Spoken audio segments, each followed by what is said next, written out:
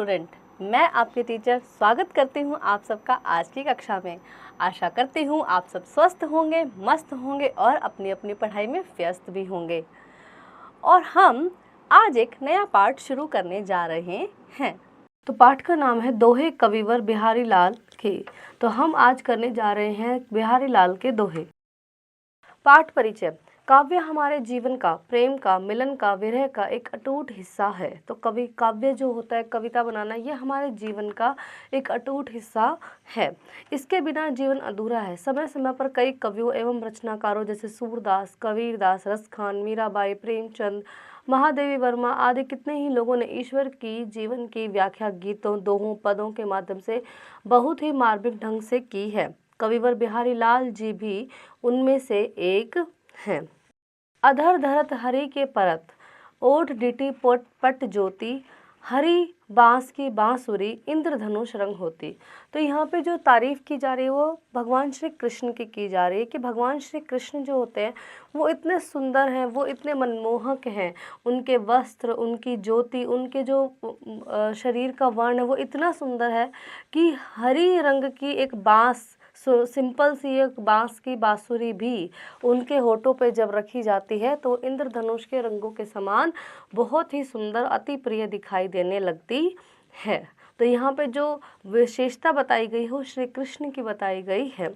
बतरस लालच लाल की, मुरली धरी लुकाई, सोह करे मोहिनी हंसे, देन कहे नट जाए। तो कहते हैं कि गोपियाँ जो हैं वो बतरस लालच लाल की, यानी कि बात करने के लालच में श्री कृष्ण की जो मुरली है उसको छुपा लेती हैं। सोह करे बोहिनी हंसे, ठीक है, जब वो पूछते हैं तो वो नाट मना कर देती हैं और बोही उनके हंसती हैं। बोहे होते हैं जो हमारी आईब्रोज होती हैं, इनको बोहे बोलते हैं, ठीक है, कि जब उनसे पूछा जाता है कि तुम्हारे पास मेरी बांसुरी है तो वो मना कर देती है, लेकिन बोहे उनकी हंस देती हैं। जप माला छापे तिलक, सरे न एको कामो, मन काचे नाचे वृथा, साचे राचे रामो। कि जप माला करने से और ढोग आडंबर करने से, कोई तिलक लगाने से कभी किसी का काम नहीं बनता। यदि आपका मन कच्चा है और वो भगवान की भक्ति में ना लग के इधर उधर कहीं डोलता है तो वो काम, उसके व्यक्ति के काम कभी नहीं बनेंगे। और वहीं यदि आपका ईश्वर सच्चे मन से ईश्वर को याद करता है तो आपके सारे काम अपने आप ही बनने लग जाएंगे। कोटि जतन को करे, परे न प्रकृति ही बीच, नल बल जल ऊंचो चढ़े, तऊ नीच को नीच। ठीक है, तो कहते हैं कोटि कोटि कोई कितना ही यतन कर ले, कोई कितने ही जतन कर ले, लेकिन अपनी प्रकृति से वो नहीं बदल सकता। जैसे कौवा कितना ही वॉशिंग मशीन में नहा ले वो काला ही रहेगा, तो ऐसी अपनी प्रकृति किसी भी व्यक्ति की, किसी इंसान की, किसी वस्तु की नहीं बदली जा सकती है। जैसे जल को नल या बल से कितना ही ऊपर तक आप ले आओ, है ना, लेकिन फिर भी उसकी प्रकृति है नीचे की ओर बहना। चाहे कोई नदी हो, चाहे कोई हिमखंड की बर्फ हो, पिघल कर कहाँ आएगी, वो नीचे की तरफ ही पानी बहता है। तो प्रकृति किसी चीज की नहीं बदली जा सकती है। तो लघु या मन मदन में हरि आवे की निबाट, विकट जटे जो लघु निपट, खटे न कपट कपाट। तो यहाँ पे बिहारी जी कह रहे हैं कि जिस मन के कपट पूरी तरह से, कपाट पूरी तरह से नहीं खुले होते हैं, यानी कि कपाट मीन्स होता है दरवाज़ा, जिस मन के दरवाजे पूरी तरह से खुले नहीं होते हैं, यानी कि उसमें धोखाधड़ी अभी भी भरा हुआ है, उसमें ईश्वर का वास नहीं हो सकता। यानी ईश्वर का वास करने के लिए मन का बिल्कुल कपट रहित होना बहुत ज़रूरी है, धोखा रहित होना, निर्मल होना बहुत ज़रूरी है। वरना ऐसे मन में, कपट भरे मन में कभी भी ईश्वर वास नहीं करते हैं। कीने हूँ कोटिक जतन, अब कहीं काढ़े कोनु, भो मन मोहन रूपी मिली, पानी में कऊ लोनो। तो कह रहे हैं कि एक बार जब मन में ईश्वर का वास हो जाता है तो मन को ईश्वर से अलग करना फिर बहुत ही मुश्किल है। ये ठीक उसी की तरह है जैसे पानी में एक बार नमक घोलने के बाद पानी को नमक से अलग कर पाना बिल्कुल ही मुश्किल है, बहुत मुश्किल है। तो ठीक वैसे ही एक बार जब मन में आपके ईश्वर का वास हो गया, आपका मन एकदम निश्चल है, ठीक है, और उसमें ईश्वर का वास हो गया, तो फिर उसको ईश्वर से अलग कर पाना बहुत मुश्किल है। प्रकट भये द्विराज कुल, सुबस बजे ब्रज आई, मेरे हरौ कलेस सब, केशव केशव राय। तो कवि यहाँ पे कहते हैं कि अपनी पसंद से आप चंद्रमा के कुल में प्रकट हुए और ब्रजराज में जाके बस गए। हे केशव केशव राज, हे श्री कृष्ण, मेरे सभी दोषों को हरने का कष्ट करो, मेरे सभी दुखों को हरने का कष्ट करो। को कोरिक संग्रहो को लाख हजार, मो संपत्ति जदुपति सदा, विपत्ति बिदारन हार। तो कह रहे कोई कुछ संग्रह करता है, कोई कुछ इकट्ठा करता है, कोई लाखों हजारों रुपए इकट्ठा करता है, लेकिन मेरी संपत्ति क्या है? यदुपति। जदुपति मतलब यदुपति, यानी यदुवंशियों के जो वंशज हैं, यदुवंशियों के जो पति हैं श्री कृष्ण, वही मेरी संपत्ति हैं जो मेरे हर दुख को हर लेते हैं।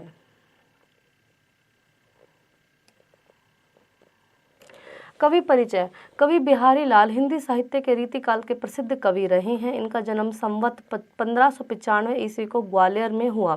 जब बिहारी 8 वर्ष के थे तब इनके पिता केशव राय इन्हें ओरछा ले गए थे।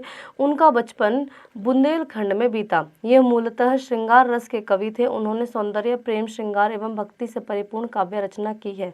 मुगल कालीन युग के कवि होने के कारण इनकी काव्य भाषा ब्रज भाषा रही है। कवि बिहारी लाल ने जयपुर, नरेश, सवाई राजा जयसिंह के दरबार में कवि के रूप में अनेक काव्य रचनाएं की हैं।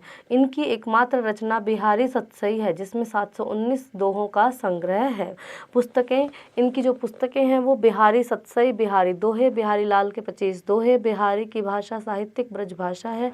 सके साथ ही पूर्वी हिंदी, बुंदेलखंडी, उर्दू, फारसी आदि के शब्द भी उसमें आए हैं। बिहारी लाल हमारे भारतीय इतिहास में हिंदी संस्कृति के एक अमूल्य धरोहर है। महाकवि बिहारी लाल जी का निधन 1663 ईस्वी में लगभग मानी जाती है, तो शायद इनकी जो मानी जाती है कि 1663 ईस्वी में इनका निधन हुआ।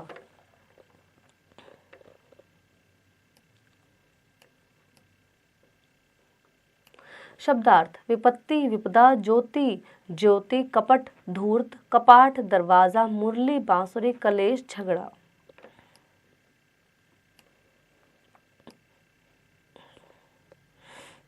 आज्ञापन। एकत्र संबंधित, चंद्रवंश, श्री कृष्ण, हृदय प्रवेश, ईश्वर स्वभाव, आडंबर, गोपियां, वर्णन, इंद्रधनुष, आकर्षक, सतसई, महाकवि, साहित्य, उर्दू, बुंदेलखंडी, ब्रज।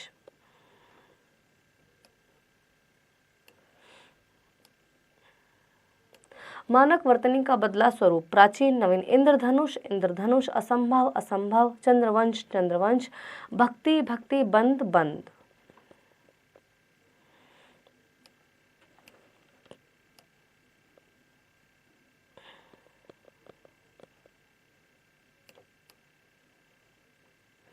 अभ्यास मौखिक। निम्नलिखित प्रश्नों के उत्तर दीजिए। बिहारी लाल जी के किस काल के कवि थे और बिहारी लाल जी ने किस राजा के दरबार में काव्य रचनाएं की? बिहारी जी की पुस्तकों के बारे में बताइए। हरी बास की बांसुरी, इंद्रधनुष, रंगहोती। इस पंक्ति का अर्थ स्पष्ट कीजिए। गोपियों ने कृष्ण जी की मुरली क्यों छुपा दी और कवि पानी और नल के माध्यम से क्या समझा रहे हैं? तो ये सारे ही प्रश्न आपको सारे दोहे और कवि परिचय सुनने से पता चल जाएंगे। इनको आप ओरली डिस्कस करेंगे।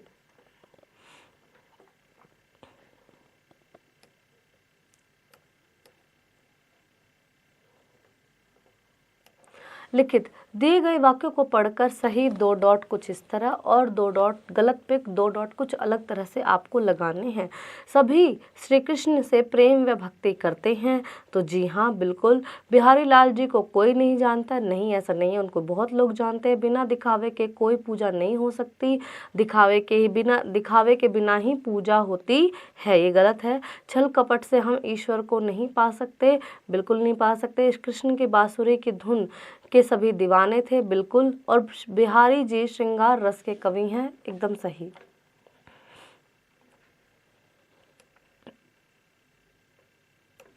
रिक्त स्थानों की पूर्ति कीजिए। जिस प्रकार पानी में नमक मिल जाता है उसी प्रकार मेरे डैश में श्री कृष्ण समा गया है। तो मेरे मन में श्री कृष्ण समा गए हैं। यदि मनुष्य ईश्वर की प्राप्ति चाहता है तो उसको अपने मन मन से डैश डैश दूर करना होगा। तो अपने मन से क्या, छल कपट दूर करना होगा। मनुष्य का डैश कभी नहीं बदल सकता, मनुष्य की प्रकृति कभी नहीं बदल सकती। ईश्वर की भक्ति के लिए बाहरी आडंबरों की ज़रूरत नहीं है, दिखावे की ज़रूरत नहीं है। गोपियाँ कृष्ण के सामने डैश दिख रही हैं। कैसी दिख रही हैं? सुंदर दिख रही हैं। निम्नलिखित प्रश्नों के उत्तर लिखिए। जपमाला छाप तिलक सरे न एको कामू, इस पंक्ति से के माध्यम से कवि क्या कहना चाहते हैं? गोपियों द्वारा श्री कृष्ण की बांसुरी चुराए जाने का वर्णन अपने शब्दों में कीजिए। मनुष्य के मन में भगवान कब तक प्रवेश नहीं कर सकते और इसके लिए क्या करना चाहिए? बिहारी जी के हृदय में कृष्ण के रूप में किस प्रकार समाया हुआ है? बिहारी जी का जीवन परिचय संक्षेप में लिखिए। बिहारी लाल की काव्यगत विशेषताएं क्या हैं? तो ये सारे ही प्रश्न आपको सभी दोहे पढ़ने से बहुत अच्छे से पता चल जाएंगे। आप इनको अपनी नोटबुक में लिखेंगे। दी गई पंक्तियों का अर्थ लिखिए। कोटि जतन कोई को करे, परे न प्रकृति ही बीच। ठीक है, तो इनके पंक्तियों के अर्थ आपको लिखने। कोटि जतन कोई करे, कोई कितने ही जतन कर ले, परे न प्रकृति ही बीच, ही प्रकृति उसकी कभी नहीं बदलती है। जयमाला छापा तिलक सरे न एको कामों, कि जयमाला करने से, जपमाला करने से और नाम छापने से कभी भी किसी का कोई काम नहीं बनता, जब तक अगर आपके मन में छल कपट है। प्रगट भय दिगराज कुल, सब सुबस बसे ब्रज आई। ठीक है, तो कहते हैं कि भगवान चंद्रमा के कुल में आप प्रकटे और ब्रज में आके बस गए, इनका ये अर्थ है। इनको आप अच्छे से लिखेंगे। दिए गए शब्दों के शुद्ध रूप लिखिए। तो ज्योति, ज्योति सही लिखा हुआ है। जतन, जतन भी हम ऐसे ही लिखते हैं। लुकाई को हम छुपाई कहते हैं। ठीक है, रूप को हम ऐसे ही लिखते हैं। बोहनू को बोहे, बोहनू होती है हमारी बोहे, इनको हम बोहे लिखेंगे। कलेश नहीं होता, कलेश होता है। तो ये होता है लास्ट में श से शलगम वाला श आता है। कामू यानी काम और केशव यानी केशव। दी गई पंक्ति का अर्थ लिखिए। कीने हूँ कोटिक डैश को लोनू, तो इनको आप पूरा करेंगे और इनके अर्थ लिखेंगे। अधर धरत डैश रंग होती, तो ये लाइनें आप पूरी करेंगे और फिर इनके अर्थ लिखेंगे।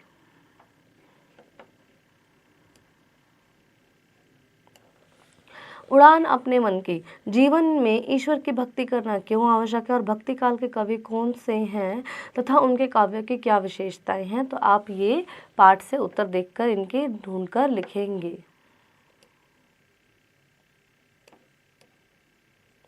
भाषा और हम। दिए गए वाक्यों को निर्देशानुसार बदलकर लिखिए। भारत की मिट्टी वीरों की जन्मभूमि है, तो इसको भूतकाल में लिखना है, यानी भारत की मिट्टी वीरों की जन्मभूमि थी और भविष्यकाल में भारत की मिट्टी वीरों की जन्मभूमि होगी। इनको सिर्फ आपको दिए गए इंस्ट्रक्शन के अनुसार लिखना है। राणा प्रताप की तलवार मुगलों के खून की प्यासी थी। वर्तमान में तो राणा प्रताप की तलवार मुगलों के खून की प्यासी है और राणा प्रताप की तलवार मुगलों के खून की प्यासी होगी। इसी तरह हिमालय को भारत का वरदान कहा जाता है। बेटियां सबका नाम रोशन करेंगी। आप इनको इंस्ट्रक्शन के अनुसार बदल के लिखेंगे।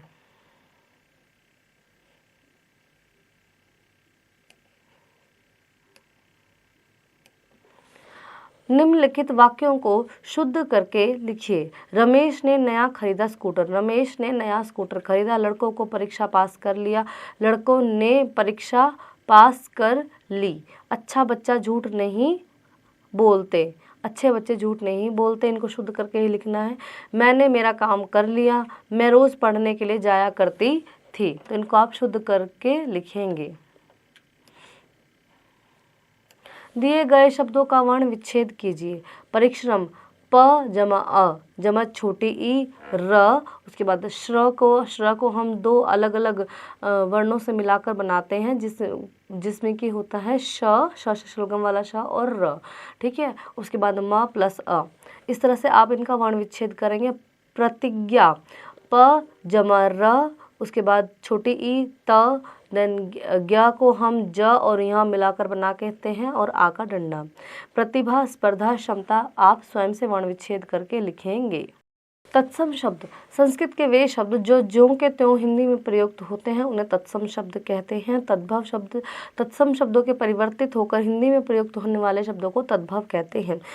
दिए गए तत्सम शब्दों के तद्भव रूप लिखिए। शिर, सिर, अश्रु, आंसू, मुख, मुंह, सूर्य सूरज, आधार आधार, मृत्यु मौत। पक्षी को हम लिखेंगे पक्षी ही होते हैं। सदन को हम गठन लिख सकते हैं, कपट का दरवाजा और बाट का बाट।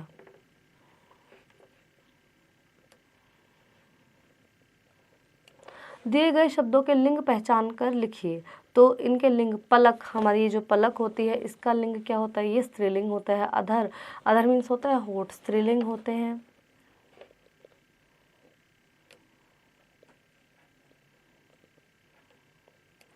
भक्ति स्त्रीलिंग है, कटी स्त्रीलिंग है, सुख हमारा स्त्रीलिंग वर्ड है, इंद्रधनुष पुल्लिंग है, लाल पुल्लिंग है, बांसुरी हमारी स्त्रीलिंग है, कंठ पुल्लिंग है और नल पुल्लिंग है।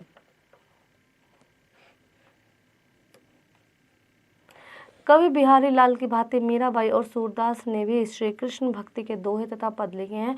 उनमें से कोई 3 पद या दोहे लिखे। तो मीराबाई के दोहे या पद आप यहाँ पे लिख सकते हैं। बहुत ही सुंदर दोहे हैं उनके, वो आप यहाँ पर लिखेंगे। जीवन मूल्य, कृष्णा जी ने महाभारत युद्ध के दौरान गीता का उपदेश दिया था। गीता के उपदेश जीवन का सार बताता है। बिल्कुल गीता का जो उपदेश है वो हमें पूरे जीवन का सार बताता है कि असल में मनुष्य जीवन क्या है और किस लिए भगवान ने ये मनुष्य जीवन दिया है, फिर भी हम उससे भटक जाते हैं।